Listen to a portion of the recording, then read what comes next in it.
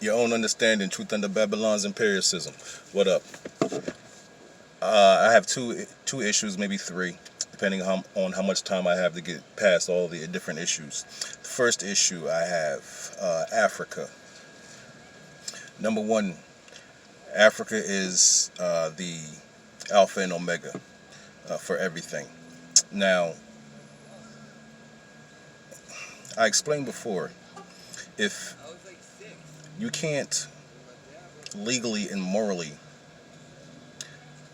take a land or take a nation or a continent away from a people,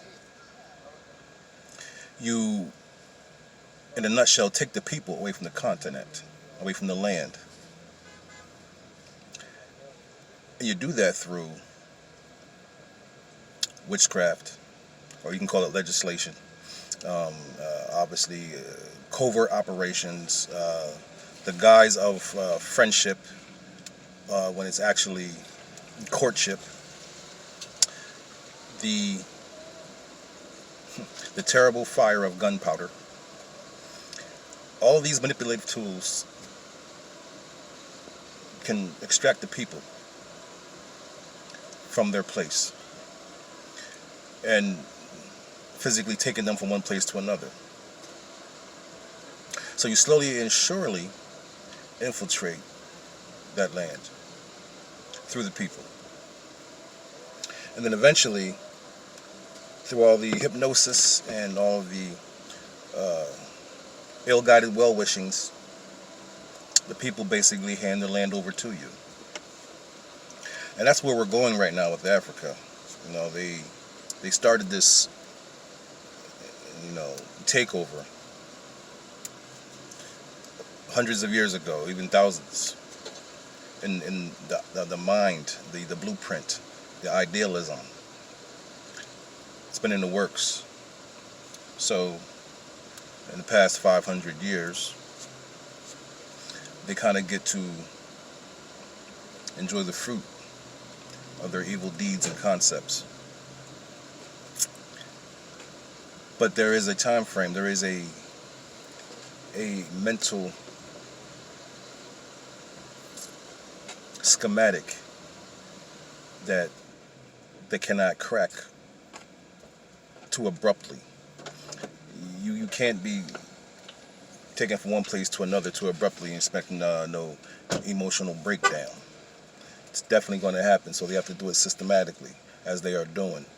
At the same time, smile at you and give you the idea, or give the people around you the idea that you should be doing better than you are, because they're brainwashed.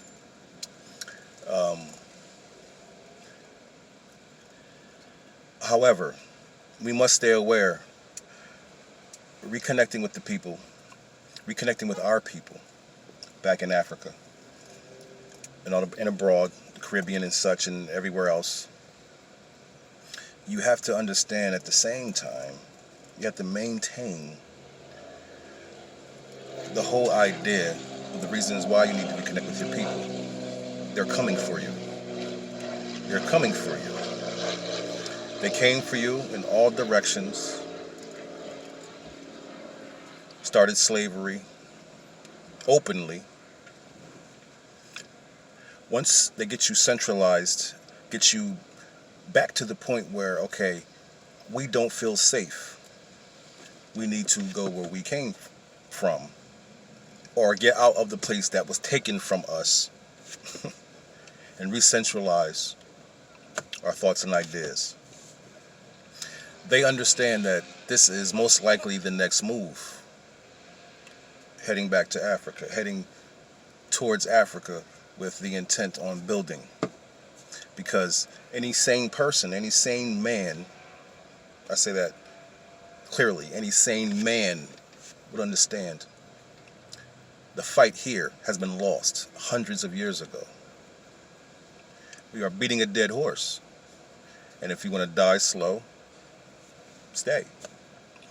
But if you want to try to maintain, or at least, if you want to at least try to start to build so you can maintain a foundation for your people, you best look back to the source. And believe me, they are looking also. So when you go back, believe me, they are prepared for you to go back because they're creating conditions here for you to want to go back. So when you do reconnect, believe me, centralizing all of their issues is ideal for them also. Because you'll be in the way of what they need. You've been in the way of what they've been needing. So I suggest, as men,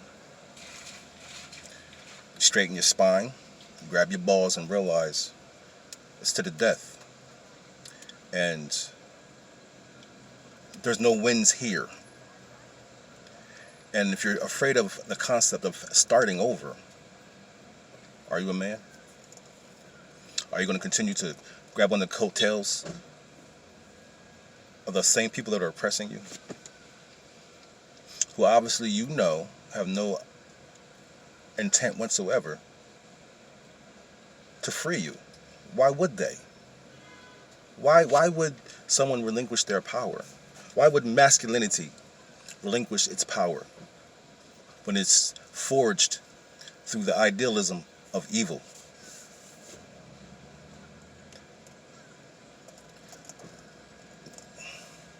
It doesn't make any sense to think that you're going to somehow infiltrate the legislation of the land that you've lost and think you're going to get it back, or at least get a fair shot, or at least get anything remotely close to a foundation so you can build off something that they have created through your loss.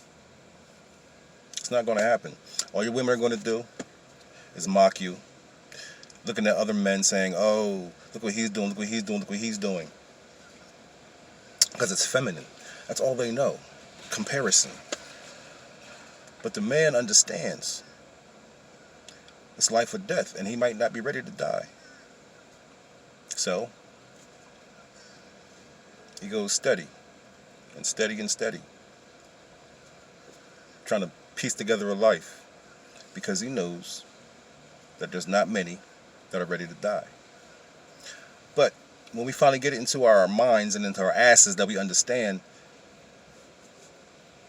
it's death or no. It's over, man. We might as well just keep on like bowing down and just being the bottom of the totem pole and being the scraps of the land. No one is going to hand you anything.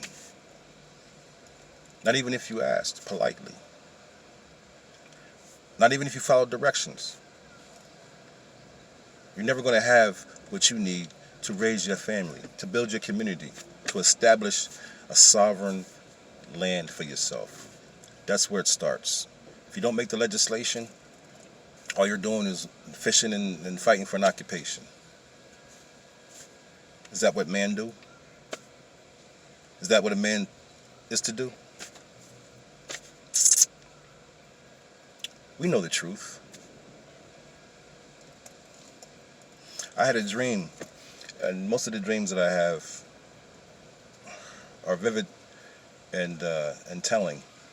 But a lot of times I need a little, audio relaxation to help me sleep. So I choose different genres of sounds. Rarely is it music, it's usually environmental sounds. But as a quick note, there's one particular night I wanted to hear winter weather. Just hear snow and the howl of the wind, and fell asleep to that. And unfortunately, I had a dream that we were hit by 2 atomic missiles. One hit, I watched them both fly through the sky. One hit, I braced. The second one came, hit, and I braced. And I was still able to witness the aftermath as I look around with fire everywhere. Everywhere, there's fire. When I woke up. And where did that come from? Who knows? All I know is we live in the cycle of death. You try to forge a living slowly dying, never understanding what it really means to live life. It's up to you.